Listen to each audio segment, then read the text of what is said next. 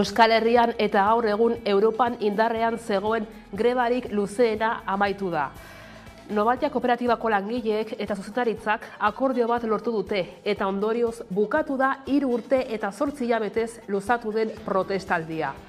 Grebalariek gustora daude akordioarekin eta ez da kaleratzerik egongo. Guztiek kalte ordaina jasoko dute eta baita ELA sindikatuak ere. Honek eman die babesa eta aholkua prozesu luze honetan. Akordiorik egon izan ez balitz, 1325. greba eguna izango litzateke gaurkoa. Aurki Zamudioko biltegiaren kanpoaldeko etxola utzi eta ate nagusia gurutzatuko dute. Akordioarekin batera, enpresak borondatezko kaleratzeak eskaini ditu pizgarri ekonomikoekin eta badirudi bizpahiru langilek kaleratze horiek onartuko dituztela. Gainerako 14 langileak euren lanpostuetara itzuliko dira. Kaixo, eguerdion, Zamudioko Novaltia kooperatibako langileek greba amaitutzat eman dute. Borroka 2019ko uztailean hasi zen eta bi ziren grebalarien eskakizun nagusiak. Ordutegiak eta egutegiak finkatzea gehiegizko malogutasuna amaitzeko eta bestetik enpresako eskala bikoitza amaitzea. Izan ere, gutxien irabazten zuten langileen soldata etzen 950 eurotara iristen eta askok beste lan bat ere bazuten. Eta beste epai bat azaldu da hizkuntza klausulen kontra. Ebatzi dutenez, inposizio bat dira, EAko Justizia Auzitegi Nagusiaren esanetan ezin zaie euskara eskatu arlo publikoan ari diren enpresetako langilei administrazioarekin erlazionatuak izan daitezen. Eusko Jaurlaritzak honen aurrean erantzun bat eman du eta adierazi duenez kontu handiz aztertuko dute epaia. Epai honek beste eztabaida bat zabaltzen du, alegia administrazioa eta enpresa pribatu baten arteko merkatal harremanean dagoen kontu bat zabaltzen du, ezta?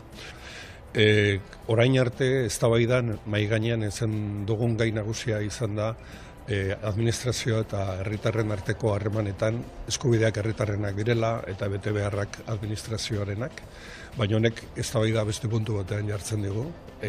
Harremana ze hizkuntzatan egin daiteken, ezarri daiteken, eztabaidatu daiteken, erabaki daiteken administrazioa eta enpresa baten artean beraien arteko harremanetan.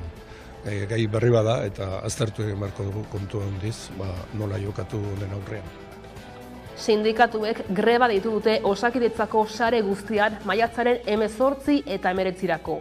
Adierazi dutenez, osasungintza publikoaren desegitea, langileen tratu txar sistemikoa eta mahai sektorialaren blokeoa salatu nahi dute.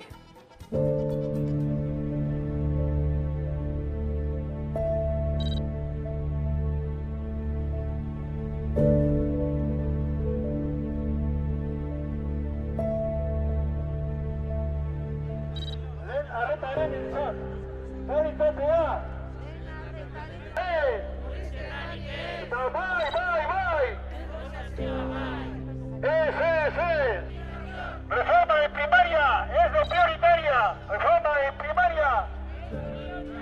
Reforma de primaria.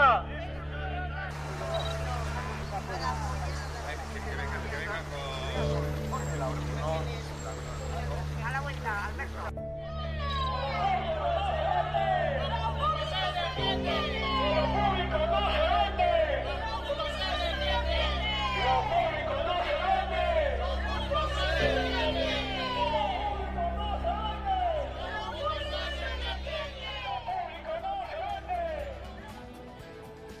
Clara Ponsati, Kataluniako Gobernuko Hezkuntza Kontseilari ohia Bruselan da dagoeneko. Eurodiputatua duela 2 egun itzuli zen Bartzelonara, erbestean 5 urte eman ondoren. Auzitegi Goreneko epaileak apirilaren 24erako deitu du deklaratzera desobedentzia delitu batengatik auzipetzeko. Un segon. Hauríem de caminar una mica més, sisplau. Us amable? Is this a policy of the presidency, or is this just an attitude that you reserve for us Catalans? Thank you very much.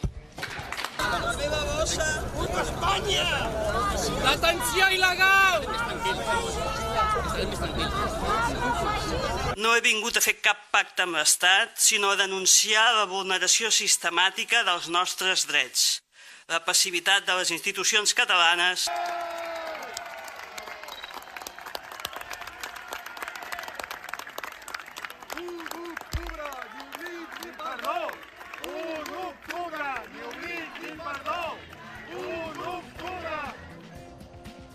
Eguneko titularrak aipatuta, heldu diezaiogun eguneko gai nagusiari. Novaltiako langileek ia 4 urtez luzatu den grebari amaiera eman diote. Zuzendaritzarekin akordio bat lortu dute eta langileak gustora geratu dira. Negoziazioetan haien itzulera blindatu nahi izan dute eta enpresak agiri batean onartu du ez duela haien aurkako errepresaliarik hartuko. Abokatuentzat baldintza oso garrantzitsua da.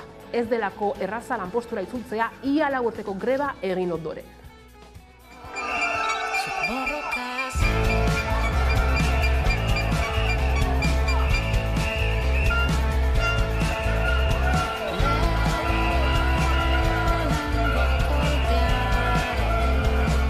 Bai langileek eta baielak oso positibotzat jotzen ditugu akordioaren edukia. Grebalarien gutxi gorabeko media igoera 26%tik gorakoa izango da.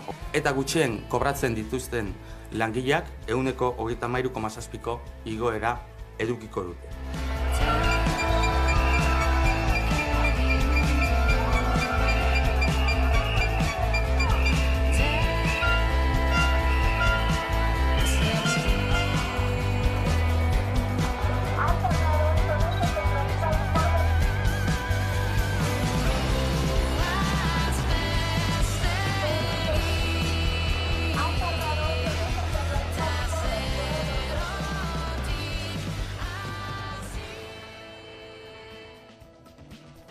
Beste epai bat azaldu da hizkuntza klausulen kontra. EAEko Justizia Auzitegi Nagusiaren esanetan ezin zaie euskara eskatu arlo publikoan ari diren enpresetako langileei administrazioarekin erlazionatuak izan daitezen. Eusko Jaurlaritzak adierazi du kontu handiz aztertuko duela epaia.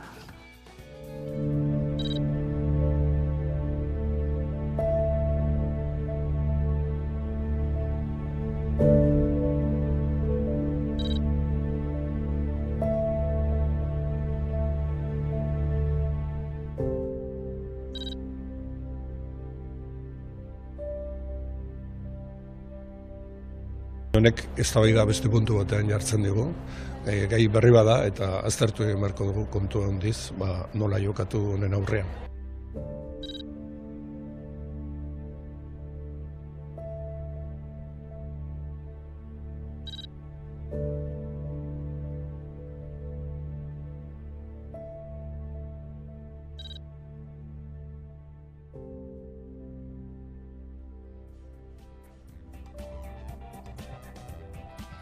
Pentsio erreformak ez dira herritarren gustukoak. Gobernuek albo batera begira jarraitzen dute eta erreformak onartzeko bidean dira. Iparraldean Parisko gobernuak erretreta erreforma onartu zuen bozketarik gabe, baina oposizioak helegiteak aurkeztu zituen eta Frantziako Konstituzio Kontseiluak apirilaren 14an hartuko du errekurtso horien gaineko erabakia. Bestalde hegoaldean pentsioen sistema publikoa erreformatzen duen lege dekretua bozkatu dute Madrilgo Kongresuko osoko bilkuran. Pentsio erreformak ez dira herritarren gustukoak. Gobernuek baina albo batera begiratzen jarraitzen dute eta erreformak onartzeko bidean dira. Iparraldean Parisko gobernuak pentsio erreforma onartu zuen bozketarik gabe, baina oposizioak 5 helegite aurkeztu zituen eta Frantziako Konstituzio Kontseiluak apirilaren 14an hartuko du errekurtsoren gaineko erabakia. Emmanuel Macron presidentea Frantziako Kontseilu Konstituzionalaren zain dago erreforma sinatzeko. Eta ebazpenaren esperoan dagoela erabili du Frantziako gobernuak sindikatuen bitartekaritza proposamena atzera botatzeko. Sindikatuekin negoziatzeko prest azaldu da gobernua, baina ez erretiro adina 62 urtetik 64 urtera atzeratzeari buruz. Sindikatuek ezezko borobila eman diote momentuz eta apirilaren 6an berriro greba eguna izango dute Frantzian eta Ipar Euskal Herrian.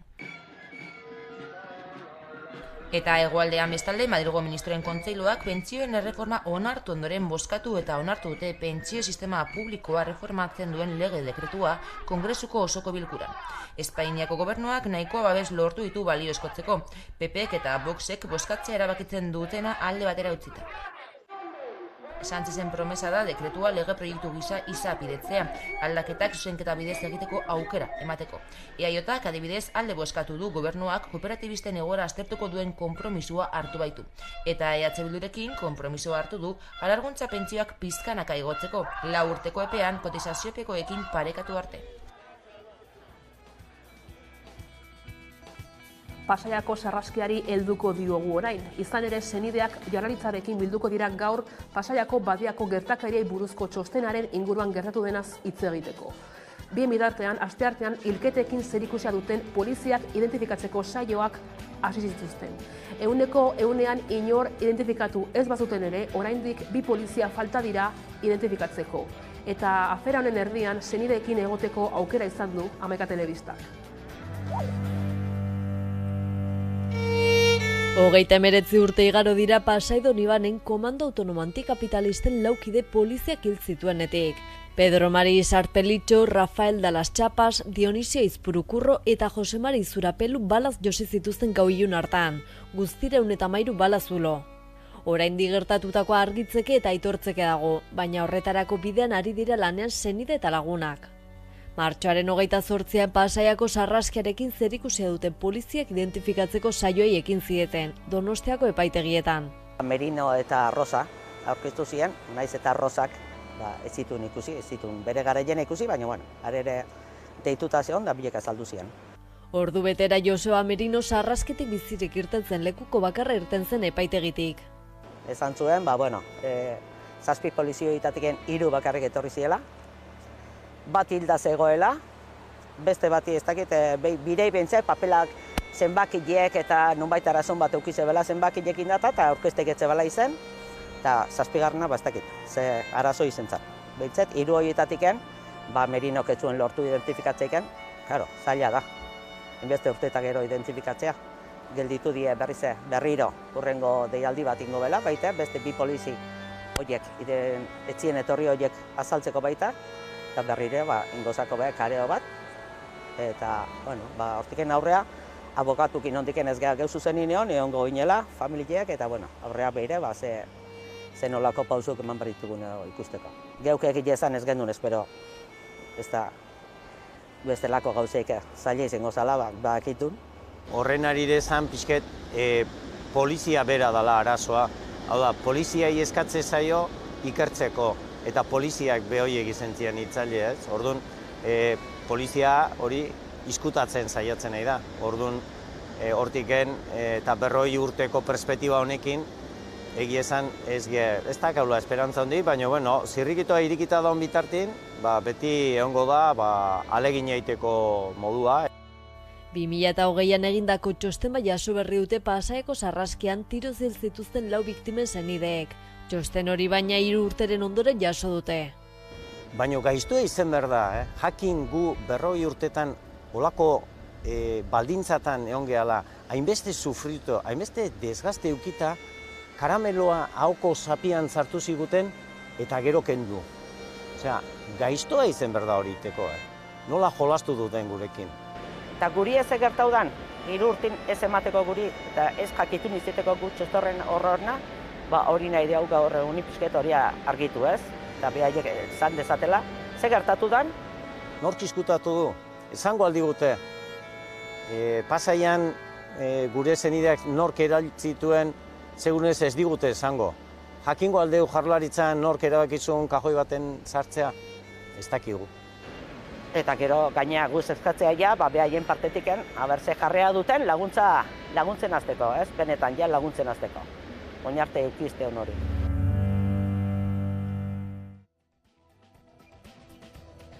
De Miguel auziko zigortuek apirilera arte izango dute espetxean sartzeko. Arabako Lurralde Auzitegiak Espainiako Auzitegi Gorenaren epaia jaso ondoren, iragarri zuen 10 eguneko epea zutela espetxean sartzeko. Hau da, martxoaren 31 arte. Hala ere, Alfredo de Miguel, Koldo Txandiano, Aitor Telleria eta Xavier Sánchez Robret zigortuek, asteazken honetan jaso dute jakinarazpen ofiziala. Hori dela eta gaur martxoak 30ean hasten da balioduneko 10 eguneko epea, Nerea Martínez. Duela 2 aste Espainiako Auzitegi Gorenaren epaia jaso zuen Arabako Auzitegiak. Horrekin De Miguel auziko zigortuek 10 egun balioduneko epea zuten kartzelan sartzeko. De Miguelek eta Telleriak indultu partziala eskatu izan arren, prozesua ez da gelditu, baina beste arazo bat agertu da espetxeratzeko prozesuan. Zigortuek jakinarazpen ofiziala martxoaren 29ean jaso zuten.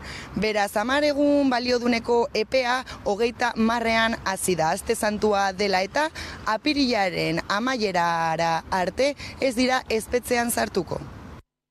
Martxoaren 16ean Arabako Lurralde Auzitegiak Espainiako Auzitegi Gorenaren epaia jaso zuen. Horrekin zigortuak espetxeratzeko prozesua hasi zen. Aurreikuspenen arabera 10 egun balioduneko epea zuten kartzelan sartzeko. Hala ere, epaitegietako langileen grebak eragina izan du prozesuan, eta zigortuek martxoaren 29ean jaso dute jakinarazpen ofiziala. Trama 2009ean ezagutarazi zen, Ainhoa Alberdi abokatuak salaketa jarri zuen. Alberdik ziurtatu zuenez, 100.000 euro eskaini zizkioten legez kanpo kontratu bat eskuratzearen alde. Garai hartan Alfredo de Miguel foru diputatua zen. Ikerketak aurrera egin ahala tamaina handiko ustelkeria trama saldu zen horien atzetik. 10 urteko prozesuaren ondoren eta 2018an egindako epaiketaren ondoren 2019ko abenduan Arabako Probintzia Auzitegiaren epaia iritsi zen. Eta aurten Espainiako Auzitegi Gorenak baieztatu ditu. 4 zigortu nagusiei eroskeria, diru zuritzea eta prebarikazioa egotzi zaie. Bestalde, De Miguelek eta Telleriak indultu partziala eskatu dute espetxea saiesteko, baina horrek ez du kartzelan sartzeko prozesua geldiarazten. Gauzak horrela martxoaren 30etik 10 egun balioduneko epea dute espetxeratzeko. Hau da, aste santua erdian dagoenez, apirilaren amaierara arte ez dira kartzelan sartuko. Agirre Lehendakaria Zenterrek 10 urte betez ditu eta ospatzeko ekitaldiak eta mahai inguru bat antolatu zituen atzo. Euskal Herriak aurrean dituen erronkei buruz aritu ziren hizlariak eta beste gai askoren artean garapen jasangarrirako euskal ereduaz mintzatu ziren.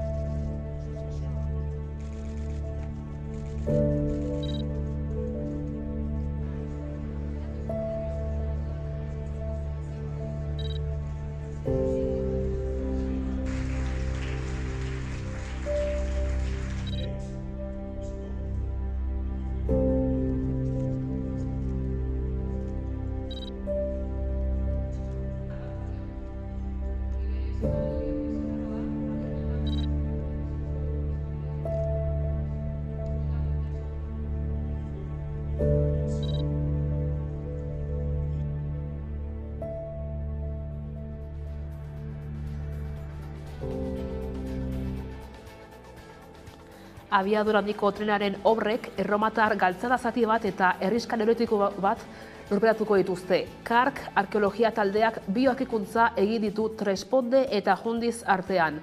Erromatar bide handinetakoren zati bat eta bestalde Kristo aurretiko 3000 urteko herriska bat. Asteburu honetan ate irekien jardunaldiak egingo dituzte herritarentzat. Nerea Garzia. Kark arkeologia taldeak bi aurkikuntza egin ditu. Astorga eta Bordele lotzen zituen erromatar galtzadaren zati bat eta neolitoko garaiko herriska bat.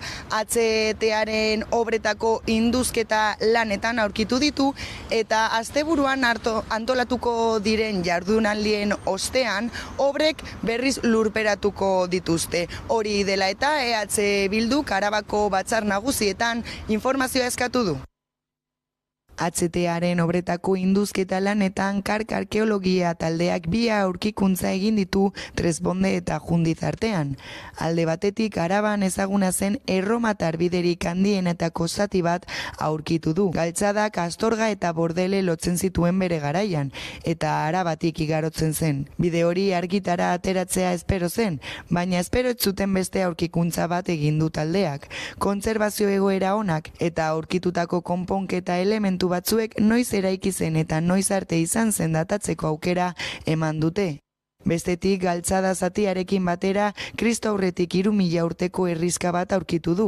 Hau da, erromatarrak iritzi baino lehenagokoa, neolito garaikoa. Herritarrek aurkikuntzak ikusteko aukera izateko asteburu honetan ate irekien jardunaldiak antolatuko dituzte, larun batean eta igandean. Ondoren, HTaren obrek bi aurkikuntza horiek lurperatuko dituzte. Hori dela eta EH Bilduk Arabako batzar nagusietan informazioa eskatu du. EH Bilduk Iruñan ospatuko du aurtengo aberri eguna. Apirilaren 9 egingo dute ospakizuna La Furia Arkada Sozial eta de Trikitinsen kontzertuekin. Irlandako Sinn Féin alderdiko bozeramailea ere egongo da bertan. Asmoa, jaigiroa eta giro aldarrikatzailea elkartzea da. Bakartxo Ruiz, EH Bilduko bozeramaileak, Nafarroako parlamentuan ekitaldia aurkeztu du asteazken honetan. Aurtengo aberri egunak balioko digu geure nazio kontzientzia hori berritzeko, geure konpromisoa berresteko, berdinen eta persona askeen Euskal Errepublika berandu baino lehen eraikitzeko. Eta balioko digu herri honek daukan energia guztia biltzeko eta aldi berean askatzeko. Horretarako, aurten ere, aberri egunean, uztartu egingo ditugu, borroka, uztartu egingo ditugu, aldarria eta uztartu egingo dugu jaia. Nafarroako Unibertsitate Publikoan euskarak ez du lekurik. Soilik gradu bat ikasi daiteke euskara hutsean, magisteritza. Gainontzeko graduetan euskarak ez du ia presentziarik, duela 4 urte medikuntza eta psikologia gradu berriak ezarri zituzten erdara hutsean. Hori dela eta kalera atera gara ikasleek honen aurrean zer iritzi duten jakiteko. Gure lankide Leire Nupera heldu da. Nafarroko Unibertsitate Publikoan soilik grado bat ikas daiteke euskeraz, magisteritza. Errate baterako, osasun arloan ikasleen 50% baino gehiago euskalduna bada ere, ez dago euskeraz ikasteko aukerarik. Medikuntzan adibidez ez dago ikasgairik euskeraz, psikologian ere ez dago ikasgairik euskeraz. Soilik erizaintzan lehendabiziko mailan 5 ikasgai daude euskeraz ikasi ahal izateko. Unibertsitatera heldu gara ikasleen iritzia jakiteko asmoz. Nik ingenieritza biomedikoa. Zuzenbidea. Ingenieritza informatikoa. Aurrezkuntza. Ingenieritza telekomunikazioetan. Ni baita ere ikasten dugu berdina. Orain ikasten dut masterra ingenieritza industrialan, baina lehen egin nuen ingenieritza berriztagarria QPV-en. Datuen zientzia. Erderaz, dena erderaz. Ez dago aukerarik euskaraz ikasteko, beraz, gazteleraz. Ingelesez. Suposatzen da ingelesez, baina, baditugu 4-5 gazteleraz. Ez, aurten ez, bakarrik lehenengo urtean biologia izan nuen, bakarrik. Erderaz egiten dut eta ingelesez ere, bai. Ez daude iaiarik euskaraz ikasgaiak eta orduan erderaz egiten ditut. Ni banagoia 4. kurtsoan eta lehenengo kurtsoan bai banituela euskaraz ikasgaiak, baina orain ja ez, bakarrik lehenengo kurtsoan. Bai, ni baita berdina, bakarrik, gure karreran bakarrik daude euskaraz lehenengo mailan ikasgai batzuk. Euskaraz, bai, gradu bakarra euskaraz egiten duena ikasgai guztiak. Eta baduzu ikasgairen bat euskeraz? Bai, badaukagu, baina ni pertsonalki ez dut hartu. Gero, ordutegia txarragoa delako eta gainera, beste kurtsoetan agian ez daukazu euskera hartzeko aukerarik. Eta orduan, ikasgai bat edo arlo bat euskera hartzea, gero berriz gaztelera hartzeko txarragoa delako. Nire ustez, baina bueno. Nire bizitza, nik euskaraz, nire aitak euskaraz hitz egiten du, nire amak ez, baina institutoa euskaraz 2 urdanara joan nintzen, eta hori, gero kalean ez dugu hitz egiten, kulturarik ez dagolako, baina hori, Euskeraz, dena euskeraz, bai. Lehenengo Berriozarren, DBH arte, eta gero batxilergoa Iturraman. Ni baita. A tope,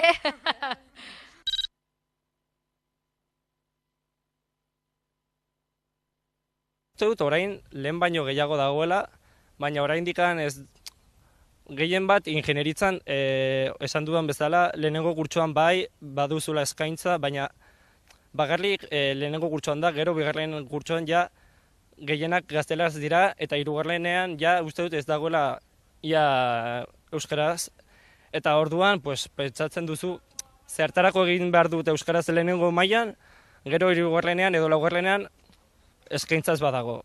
Así que, sorry. Oso gutxi dagoela uste dut. Gutxienez ingenieritzetan, igual magisteritzan eta horrela gehiago. Baina ingenieritzetan oso gutxi. Eskasa, ez dago aukerarik euskaraz ikasteko, beraz, normala da gero ere hemengo jendeak, Nafarroko jendeak joatea hori, era ikastera, UPV-ra azken finean. Hobeto egin zezaketela. Gure kasuan zuzenbidean txarra dela uste dut. Beste arloetan agian magisteritzan hobeagoa, baina orokorrez agian 6 ikasgai ditugu edo horrela txarra esango nuke. Uste dut beharrezkoa dela ikasgai gehiago euskaraz egitea, eta baita ere posgradu gehiagoetan. Gure titulazioan euskara gutxi dago, baina adibidez magisteritzan edo horrela, pixkat gehiago. Nire ustez ikasgai gehiago euskaraz egin beharko liatekeela. Eta sustatu beharko zela unibertsitatean ere euskaraz ikasteko posibilitatea. Eta, borrokatu behar dugu hori lortzeko, uste dut. Areta ikastolako gurasoek legebiltzarrean bermeak eskatuko dituzte. Ikastolako 2 urteko gelak bere horretan jarraitzea lortu izan arren, ikastolaren etorkizunean bermeak exigitzeko mobilizazioa antolatu du eskola komunitateak. Martxoaren 27an Laudioko alkateak, Ander Añibarrok, 2 urteko gela etzela itxiko iragarri zuen. Eskola komunitateak salatu duenez, ez dute bermerik jaso Eusko Jaurlaritzaren aldetik. Hori dela eta legebiltzarrari eskatuko diote. Nerea. Areta ikastolako gurasoek eta eskola komunitateak antolatutako mobilizazioei esker, 2 urteko gela ezistea lortu dute. Hala ere, familiak ez daude pozik Eusko Jaurlaritzaren jarrerarekin. Alde batetik, albistea sare sozialetatik jaso zuten eta bestetik ez dituzte ikastolaren etorkizunaren bermeak jaso. Hori dela eta, martxoaren 31an legebiltzarrean mobilizazioa antolatu dute.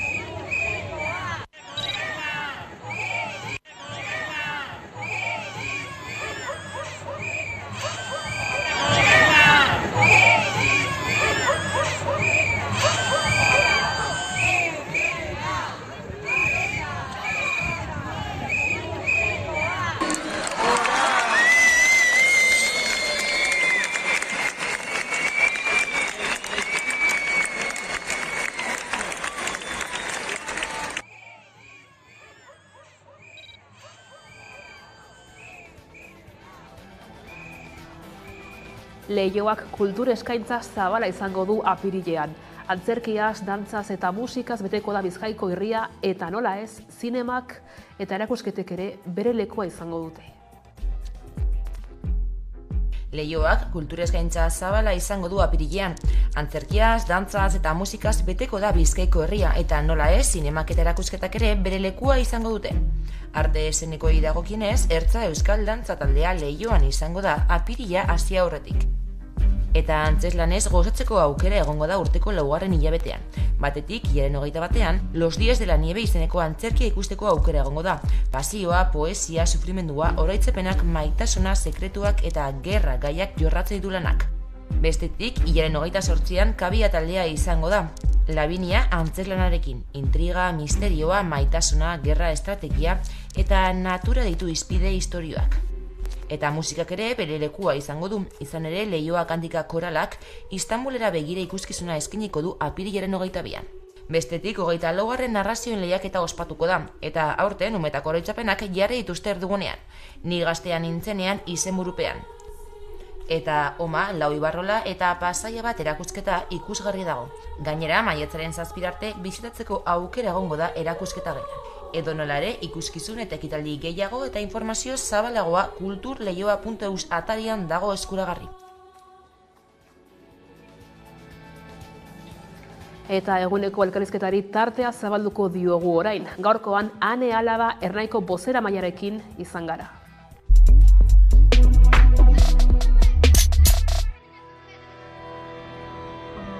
Litografia estanpatzeko paper gainean estanpatzeko teknika bat da, baditu 2 mende pasata teknika honek, eta gaur egun inprimategietan erabiltzen den metodologia handik dator. Baina guk erabiltzen dugun metodoa edo metodologia da litografia artistikoa. Gure lana egiten dugu artearekin lotuta. Hau da, egiten dugu edizio artistikoak.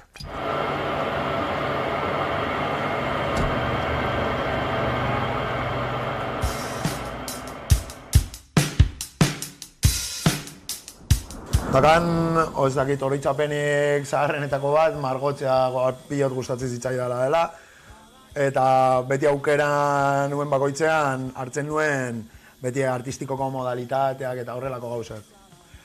Eta batez ere hori beti tatuaren munduarekin igual erlazio gehiago daukana, underground kultura horrekin zerikusia daukan, o tribu urbana edo horrelakoekin erlazio gehiago izan betelako.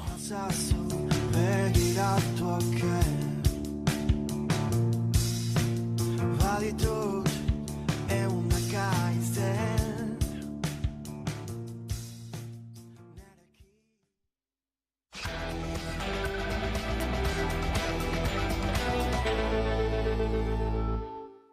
Maiterdiak iritsi direla, heldu da eguneko elkarrizketa nagusiari heltzeko unea, eta horretarako gaur dugu hemen gurekin Ane Alaba, Ernai Gazte Antolakundeko bozeramailea, ondo etorri.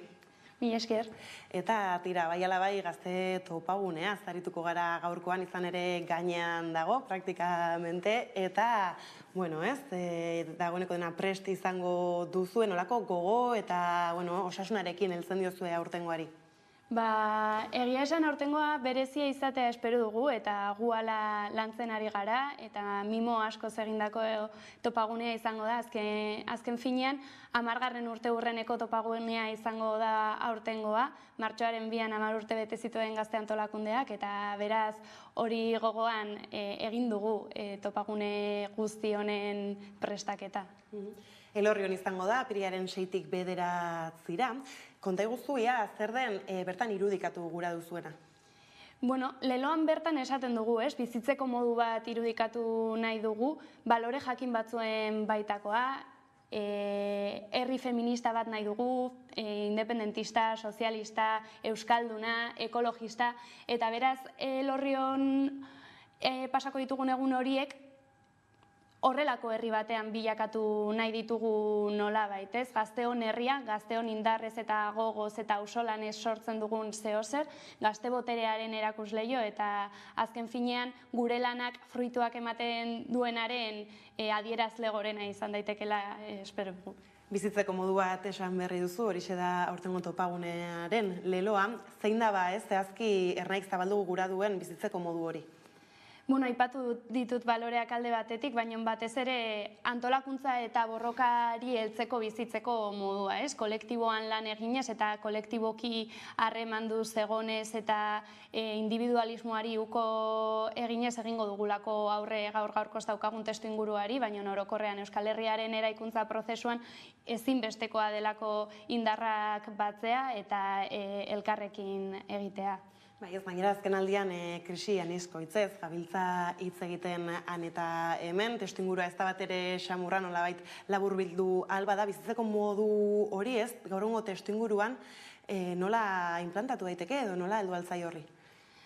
Bueno, argi dago garaiak ez direla bat ere erreza. Krisi anizkoitza aipatu duzuzuk eta gazteon egoerari egokituta belaunaldi krisiaz ere hitz egin dezakegu.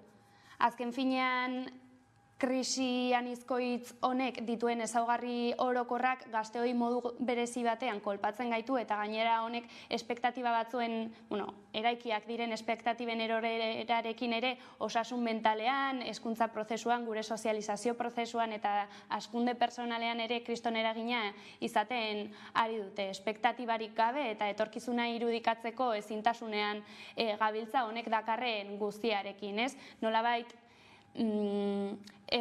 aldaketak eragiteko ezintasun sentsazio bat zabaldu nahi dute eta guk horren aurrean bizitzeko modu honen bitartez, antolakuntzan eta borrokaren bitartez honi aurre egiteko eta gainera helduleku izan daitela militantzia bera saiatuko gara edo hori da pixka bat guk transmititu nahi duguna eta egin duguna dinamika osoan zehar. Guretzako garrantzitsua delako ere azpimarratzea orain badugula aukera aldatzeko, etorkizuna ez dagoela idatzia eta gure ekintzek baldintzatu dezaketela, ez?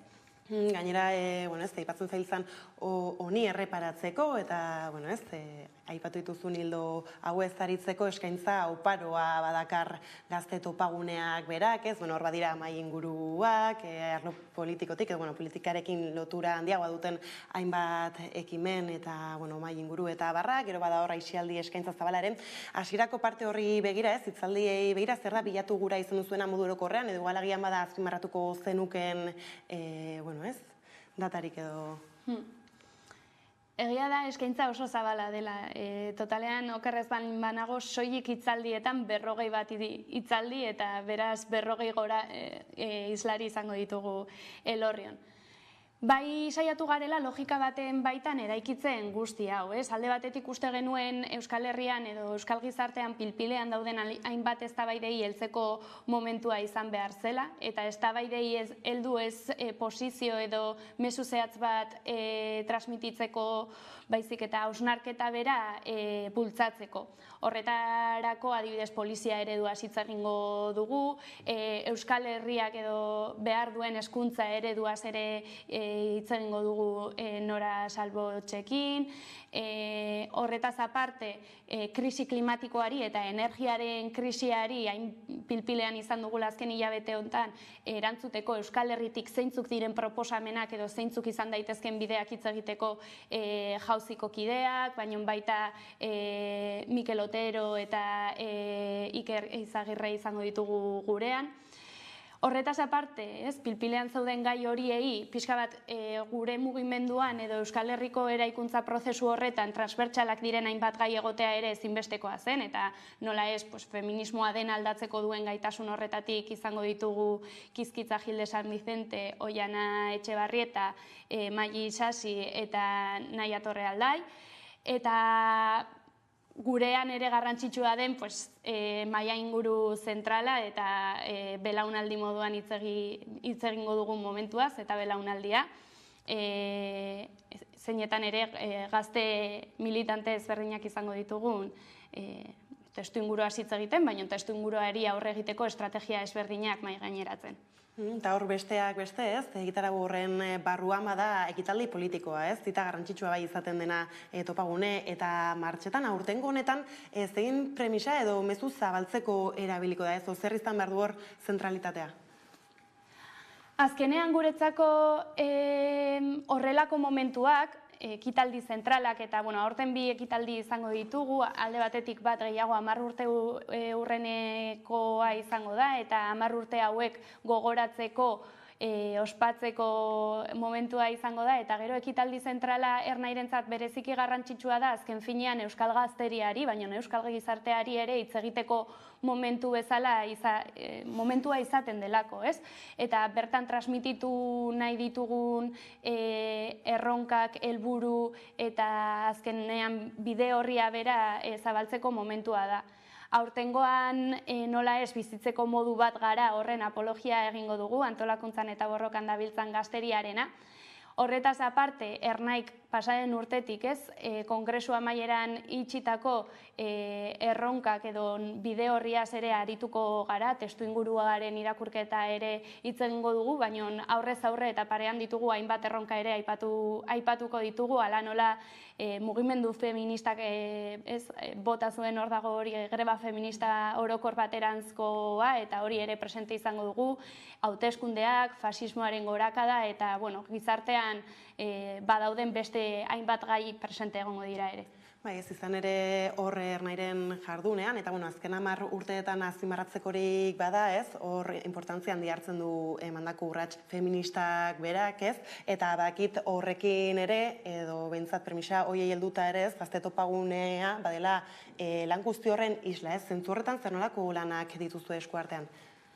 Feminismoa antolakundearen jardunean transbertsala egiteko apustua egin genuen, ez? Orain dela 10 urte, eta barne prozesuen bitartez, baino baita kanpora begirako jardunean presente egotea saiatu gara. Guretzat feminismotik eraikia dago bera topagunea, bai egitarauari dagokionez, bai aisialdi eskaintza oholtzan ere nor igotzen denez, ze ordutan eta ze presentziarekin ere oso garrantzitsua eta arreta bereziaz egiten dugu, lantalde guztiek daukate oso presente, ez, eta hortik dago eraikia. Eskaintza bera da feminista, horretaz aparte, horrelako festivaletan edo ekimenetan garrantzitsua den ere prebentziorako neurri hainbat ditugu aktibatuta, eta nola ez, proiektu politikoaren baitan feminismoan daukan garrantzia azpimarratzen jarraituko dugu, hitzaldi, pankarta, oihu eta ekitaldi bakoitzean. Ez, baina hor, lehen tarteka aipatuzu bai Ernairen azken kongresua bera, eta, ekitaldietan ere ez, erronkez arituko zaretela. Ernairen filosofiaz ez aritu zaraia galdera guztietan, pistak ematen, baina erronka konkretuei begira ez, aurrera begira ere zer azpimarratuko zenuke? Komentatu dugu pixka bat, ez? Testu inguru nahasi eta zail baten aurrean kokatzen garela eta antolakuntza eta borroka badirela guretzako ezinbestekoak aurre egiteko, eta bide horretatik azken kongresuan osatu genuen gure gazte frontearen teoria. Pixka bat abstraktoa badirudi ere, sinpleki azalduta bada gazte ezberdinak, ertz ezberdinetan antolatuta dabiltzanak, bere espazioa aurkitzea zerbait handiago baten parte, ez? Gazte mugimendu zabal baten parte, eta bakoitza bere ertzetatik lanean sistemari arrakalak sortzea bada fronte honen eginkizuna, ez? Eta gure zoru komuna izanik burujabetza eta eraldaketa soziala. Hau da, bi horietan dabiltzan gazte oro gure gazte ororekin lanean ibili, horretarako eskaintza ezberdinak egin, momentu batzuetan elkargune handiak izan daitezkenak, baina herrietan ere elkarrekin konfluentzia saritzea, eta azkenean gazte ezberdinak batzea, espazio ezberdinetan, indarrak batuz, bestela ez dugulako egiterik gaur gaurkoz daukagun testu inguruari. Eta berriz ere egitarauari heldutan, aipatu ditugu parte batzuk, baina hor bada ere aisialdi eskaintza zabala, ez? Aurtengo honetan zer garrantzia eman diozue edo zer bilatu gura izan duzue aurkeztu duzuen egitarau horrekin? Azpimarratuko nuke batez ere eguneko egitarauari eman diogun garrantzia, ez? Azkenean kontsumo ereduak soilik gaueko aisialdiari lotuta eskaintzen dira azken aldian eta festa giroan egiten dira gehiengoa eta gazte topagunean nola den eraiki nahi dugun herri horren isla eguneko egitarauari, zabala, gozatzekoa, lasai egotekoa, eroso sentitzekoa den horretan jarri izan dugu azpimarra. Eskaintza nahiko anitza da eta izango dugu tailerrak gure egunerokotasunean praktikoak izan daitezkenak, baina izango ditugu ikuskizun ezberdinak, showak, farre egiteko, ikasteko eta elkarrekin ezagutzeko aukera ematen duten ezberdinak izango ditugu. Ez baina hortziten artean, azken egunean justu ez, eta berri egunarekin koizitzen du, urtero bezala. Eta, Ernaik beti, egoeraren arabera, erantzun izan dio egun horri, ezker independentismoaren zatez, data garrantzitsua eraberean, aurtengo honetan nola erreparatuko diozu berri egunari? Elorrio uste baino Iruñetik gertuago dago eta beraz autobusak jarriko ditugu Iruñeko mobilizazioan parte hartu ahal izateko eta bertan dagoen egitarau zabalean ere parte hartuko dugu mobilizazio, bai arratsalde partera antolatu den eskaintza anitzera. Azkenean guretzako aberri eguna garrantzi berezia hartzen du, baina horrelako testu inguruetan inoiz baino gehiago, herri bezala gure izaera, gure nahiak aldarrikatzeko momentua ere badelako eta beraz nola ez mobilizazioan parte hartzea ezinbestekoatzat jotzen genuen. Eta orain hartan aipatutako guztiaren kokaleku Elorrio aukeratu duzu, aipatu zu lehentxeago ere nola Ernaik orain gutxi 10 urte bete dituen, ez? Efemeridetik asko dauka aurtengo ekimenak, konta guzu gehiago kokalekuaz bertaz? Behar genuen berezia izatea ere kokalekoa, ez? Lehen aipatu dut guztia mimos bereziz egitean saiatu garela. Eta bageneukan nolabait orain dela 21 urte ospatutako topagune horren erreferentzia nolabait, bazegoen ere herri horren gogoak eta prestutasun osoa bertan egiteko, eta aukera paregabea iruditu zitzaigun bide horretatik. De hecho, hasierako planoak, orain dela 21 urte horietakoak probestuz horretatik hasi ginen inkluso diseinatzen, bertan antolakuntzan egondako kideak ere lagundu gaituzte pila bat bidean, eta azkenean beti bilatzen dugu herrialde ezberdinetatik pasatzea horrelako ekimenak, aurten Bizkaian, Elorrion, eta norabide horretan egin genuen apustua. 20 urte aipatu dituzu, Ernaik 10 ditu, ze irakaspen utzi du ibilbide honek? 10 urte esango nuke askorako eman dutela, baina aldi berean oso laburra dela antolakunde politiko baten ibilbidean. 10 urte zer dira hainbeste urteko herri borroka batean. Baina aldi berean gauza asko eta horietatik irakaspen nahikotxo atera izan ditugula esan dezakegu. Alde batetik, uste dugu kriston apustua eta azierto bat izan zela gazte antolakundearen sorrera, azkenean ziklo politiko berri bati erantzungo zion gazte antolakundea behar genuen, gazte mugimenduan askatasun osoz lan egiteko eta intziditzeko aukerak ematen zituenak, azken finean ilegalizazio garaietatik eta zetorren gazte antolakundeak, eta horri buelta emateko beharra bazegoen, gure herriak eraldatzen jarraitu ahal izateko, mugimendu bezala azten jarraitzeko, eta hori izan zen Ernai, berritasuna, haize berria, freskotasuna, egiteko eta pentsatzeko modu berriak, eta ibilbide oso bat izan da, 10 urte hauetakoak, eta orain da momentua esan dezakeguna, nolabait Ernai prestatu bat daukaguna, ez? Azken finean sorrera prozesu horian, 2013an sortu bazen ere, lehenengo 2 urteak sortze eta garatze prozesu horretan izan zen, bigarren kongresua ere abian ezkera abertzaleko prozesuarekin kointziditu eta, gehiago egokitzapen bat izan zen, eta 3. kongresuan ja antolakunde bezala forma eman eta gaur egungo testu inguruari oso lotuta egon den kongresua izanik, aurrera begirako lerroak oso ongi markatu ditugula esan genezake, ez? Eta irakaspenak izan dira asko, baina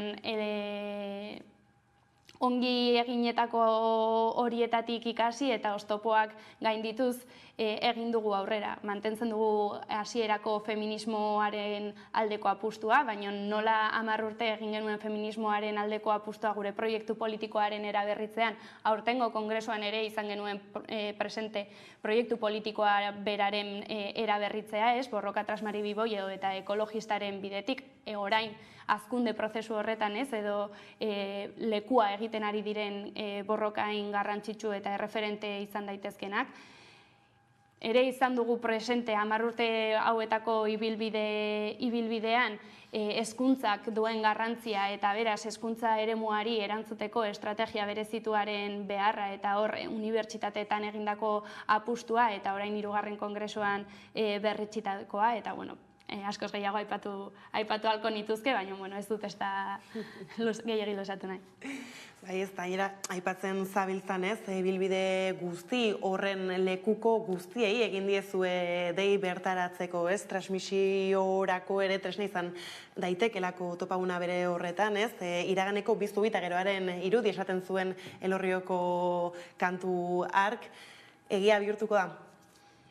Gu espero baietz. De hecho, 10. urte urreneko egun berezi bat prestatu dugu, ostiralean 10 urte horiek gogoratzeko eguna izango dugu, mahainguru zentrala izango dugu, gazte bazkari erraldoi bat ere, horren ostean eskaintza anitza eta nola ez 10 urte hauetako ekitaldia egingo duguna pixka bat errepasoa, zuk aipatutako horretatik tiraka irakaspen eta sorpresatxo bat edo este ere izango ditugu bertan, soilik ikusle gisa, parte hartzen ere izango ditugu antolakundetik pasa diren kide ezberdinak, azkenean uste dugulako ere 10. urte urren hau gogoratzeko, omentzeko eta ospatzekoa ere izan behar zuela, ez? Eta hori ostiralean izango dugu.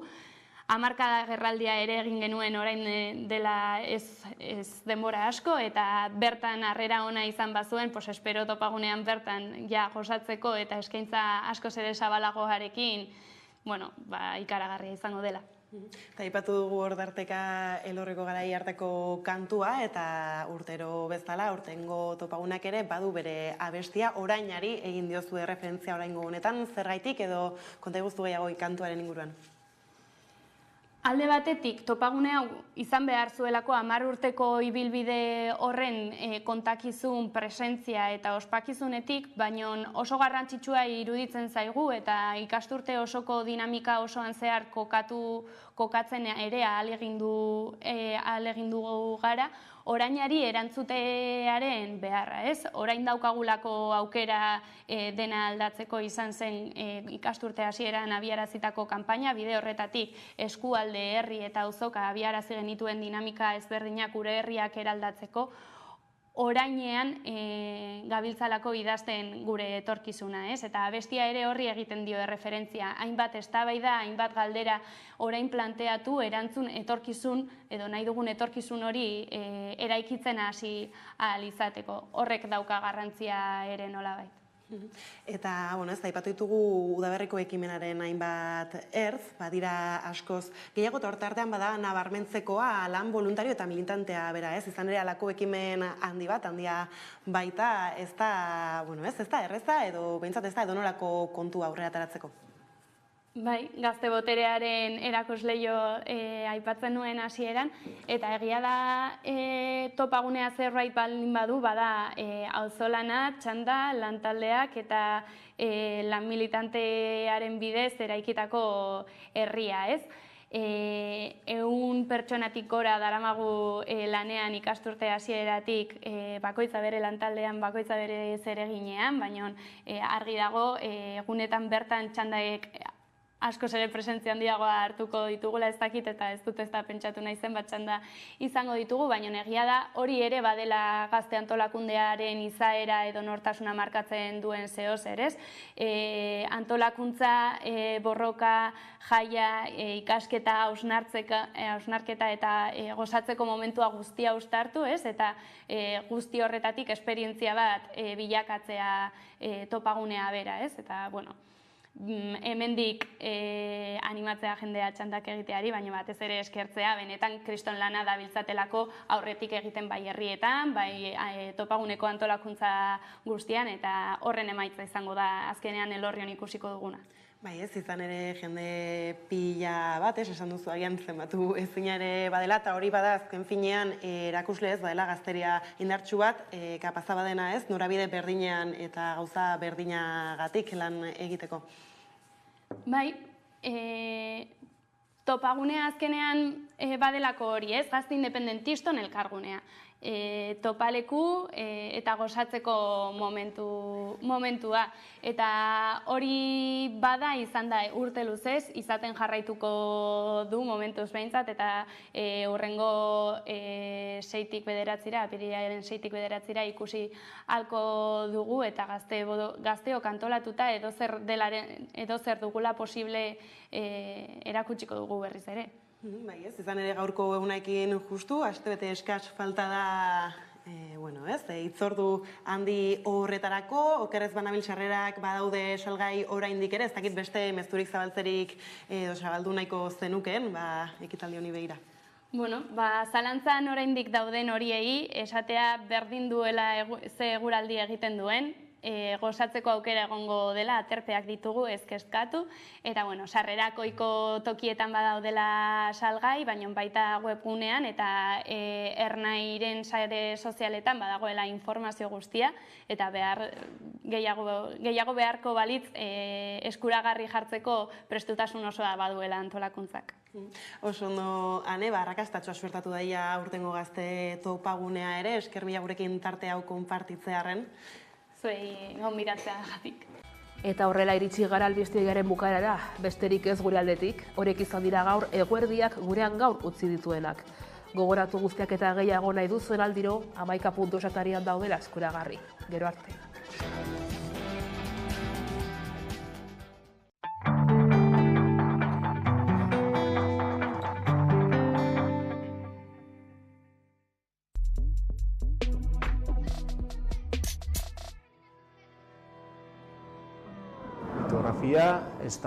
Estanpatzeko paper gainean estanpatzeko teknika bat da, baditu 2 mende pasata teknika honek, eta gaur egun inprimategietan erabiltzen den metodologia handik dator. Baina guk erabiltzen dugun metodoa edo metodologia da litografia artistikoa. Gure lana egiten dugu artearekin lotuta. Hau da, egiten dugu edizio artistikoak.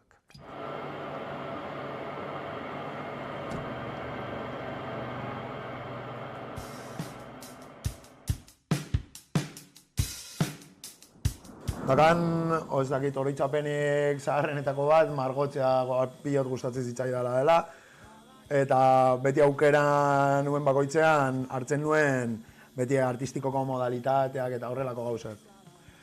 Eta batez ere hori, beti tatuaren munduarekin igual erlazio gehiago daukana, underground kultura horrekin zerikusia daukan, o tribu urbana edo horrelakoekin, erlazio gehiago izan betelako.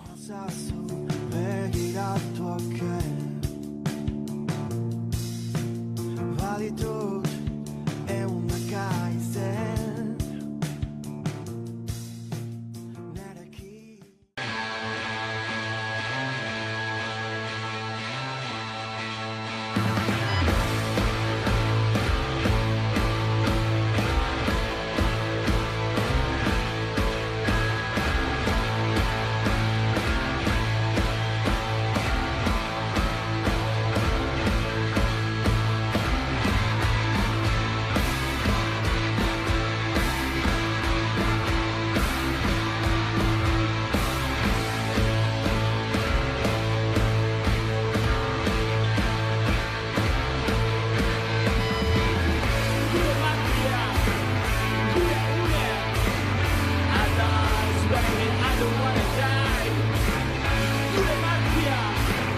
Tira.